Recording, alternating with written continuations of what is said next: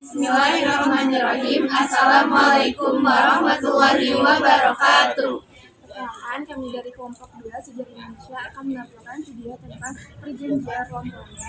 Sebelumnya, perkenalkan nama kami. Saya Muhammad Sandi Zalfa. Saya Fiskal Yunita. Saya Intan Novita. Saya Mutiara Fidelia. Saya Haura Salsabila. Saya Arif Rizky Fauzi.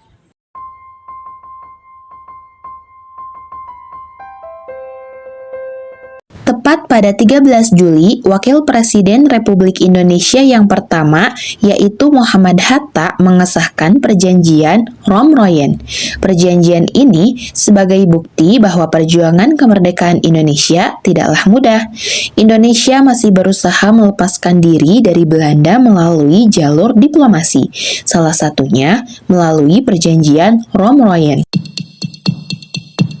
Diplomasi masa kemerdekaan Indonesia adalah periode krusial dalam sejarah Indonesia, di mana para pemimpin bangsa berusaha mendapatkan pengakuan internasional atas kemerdekaan yang diproklamasikan pada 17 Agustus 1945. Salah satunya dengan Perjanjian Rome-Royen.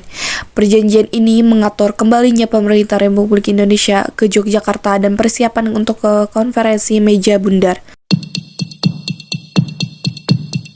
Perjanjian Rome-Royen adalah perjanjian yang ditandatangani pada 7 Mei 1949 di Hotel des Indes, Jakarta, antara pemerintah Indonesia dan Belanda sebagai bagian dari upaya untuk mengakhiri konflik bersenjata antara kedua belah pihak.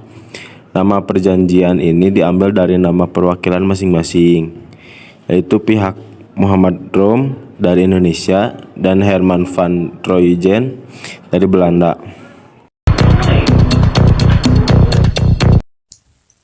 Setelah proklamasi kemerdekaan Indonesia pada 17 Agustus 1945, Belanda berusaha kembali menguasai Indonesia yang memicu konflik bersenjata yang dikenal sebagai agresi militer Belanda. Pada 19 Desember 1948, Belanda melancarkan agresi militer 2 yang mengakibatkan pendudukan Yogyakarta dan penangkapan pemimpin-pemimpin Republik Indonesia termasuk Soekarno dan Hatta. Perjanjian Rome-Royen memuat beberapa poin penting, antara lain 1. Pengembalian pemerintah Republik Indonesia ke Yogyakarta. 2. Pembebasan para pemimpin Republik Indonesia yang ditahan oleh Belanda. 3. Penghentian permusuhan dan pembebasan tawanan perang. 4. Belanda setuju untuk terlibat dalam konferensi meja bundar di Den Haag yang bertujuan untuk menyelesaikan masalah kedaulatan Indonesia. Perjanjian Rome-Royen ini memberikan dampak bagi perundingan selanjutnya. Perjanjian ini menjadi landasan bagi perundingan selanjutnya di konferensi meja bundar, yang akhirnya menghasilkan pengakuan kedaulatan Indonesia oleh Belanda pada 27 Desember 1949.